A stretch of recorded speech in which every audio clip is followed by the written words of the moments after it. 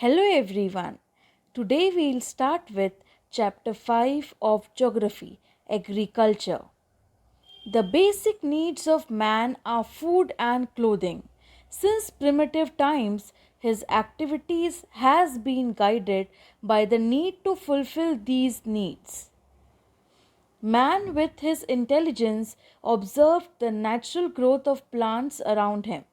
He attempted to produce a regular supply of his food requirements from soil. This gave birth to agriculture.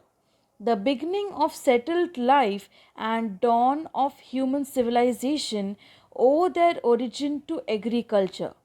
Agriculture is derived from Latin words that is ager and culture. That means piece of land on which plowing or tilling is done. Then it includes rearing of animals, then animal husbandry, forestry, etc. Then the dawn of agriculture can be traced back to the Stone Age.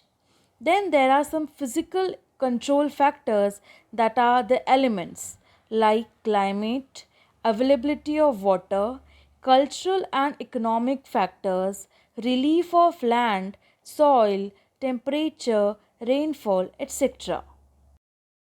Then, types of agriculture. Agriculture can be classified in two major types, subsistence and commercial. Subsistence agriculture is one where farmers cultivate a small plot of land and raise crops just enough for their own consumption. They practice intensive agriculture. This type of agriculture is characterized by using the same plot of land for raising different crops.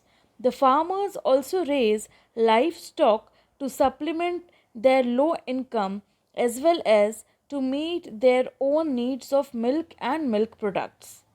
Then there are sub more types. That are three main types of subsistence agriculture: nomadic herding, shifting cultivation, intensive agriculture. First one, that is nomadic herding, it means that animal herders move from one place to another in search of grazing grounds. In parts of southwest Africa, northern Eurasia, and parts of West and Central Asia, nomadic herding is practiced. Then there is shifting cultivation. The early farmers used to practice shifting agriculture. Land at that time was available freely. They would clear a plot of land in a forest and burn the vegetation to make it fit for agriculture. It also came to be known as slash and burn method. In intensive farming, the farmer tries to get the maximum possible output from a small plot of land. The farmer uses simple tools and abundant human labor. This type of farming is mostly practiced in the densely populated countries of the monsoon region. Due to a long growing season and fertile soil, the farmer is able to grow two or three crops annually on the same land.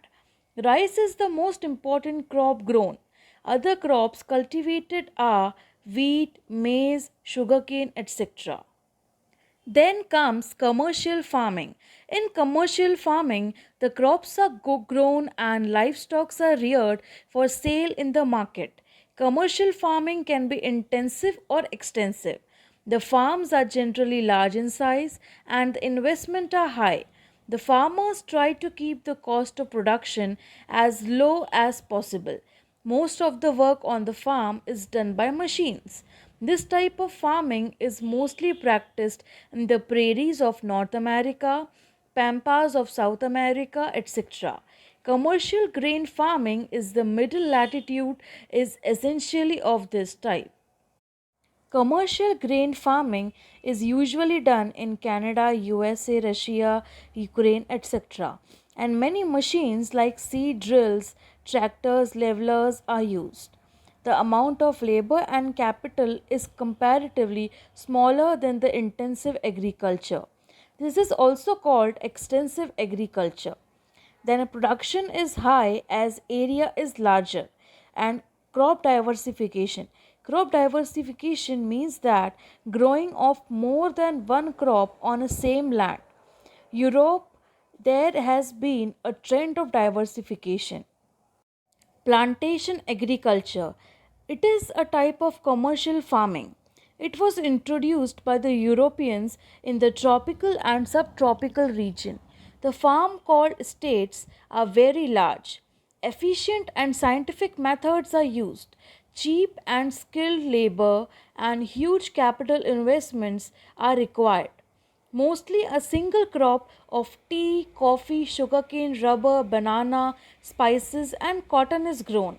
The plantations are managed like industrial units. Examples of such farming are rubber plantations in Malaysia, coffee plantations in Brazil, tea plantations in India, and banana plantations in West Indies. Then comes mixed farming. In mixed farming, livestock are reared along with crop farming. Fodder crops are cultivated along with food crops. Cattle rearing, like milk and meat, is an important feature of mixed farming. It is mostly practiced in the thickly populated areas of Europe, eastern USA, Argentina, New Zealand, and South Africa. The farmers follows a well developed system of crop rotation which also helps in retaining the soil fertility. The yield is generally high. Efficient method of farming, quick means of transportation and a ready market in the nearby thickly populated areas ensure good return for the farmers. Then is dairy farming. Dairy farming has been developed to meet the need of industrial cities. Its growth and development has its root in Europe, where the climate is suitable for natural pastures. Cattle are reared for milk near big cities to meet the needs of people working in factories. Dairy farms need a large labor force to look after the cattle. At present, machines are widely used for milking, feeding, and cleaning the cattle. Huge capital investment are thus needed. Then is horticulture. Demand for fresh vegetables, fruits, and flowers in urban areas has led to the development of this type of farming. The growing of vegetables is called garden farming, while the growing of fruits and flowers is specialized farms is called horticulture. The farms are usually located in areas surrounding the towns and cities and in the outskirts of the suburbs. They require proper transport linkage to the market. This type of vegetables or fruit cultivation depends on the climate of the area. Truck farming and horticulture are popular in developed and densely populated industrial centers of Northwest Europe, USA, Southeast Asia. The Mediterranean countries are specialized in production of fruits. Netherlands is famous for its tulips. The varied climate of India also supports the growth of many types of vegetables and fruits. Mangoes, apples, oranges, grapes, pineapples are some of the fruits. Roses and marigolds are the popular flowers marketed from India. Then, cooperative farming. Small size of farm and limited capital often plague farmers in many densely populated countries of the world, especially in developed countries. In such areas, farmers have voluntarily joined together to form cooperatives. They have pooled together their land, capital, and resources. In this way, uneconomic small farms have been turned to productive land by joining the small plots into a big land area shared by a number of farmers.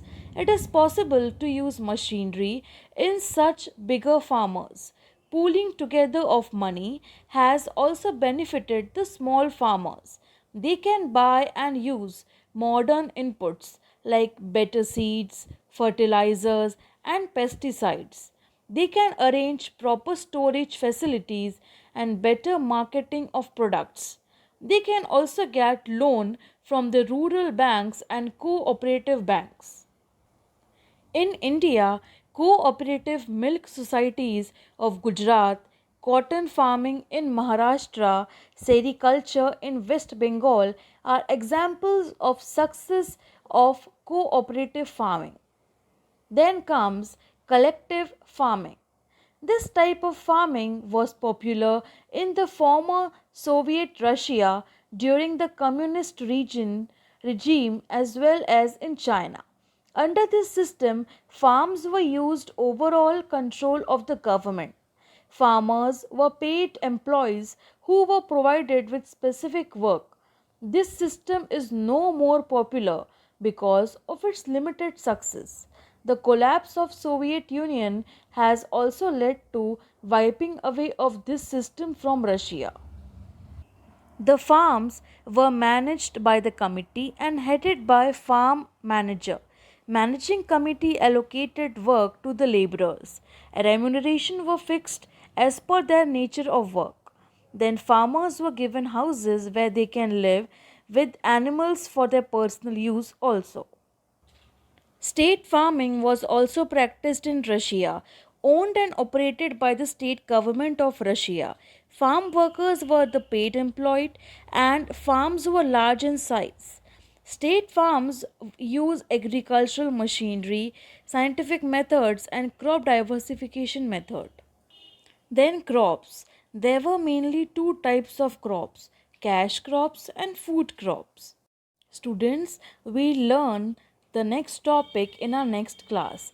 That's all for today. Have a nice day. Thank you.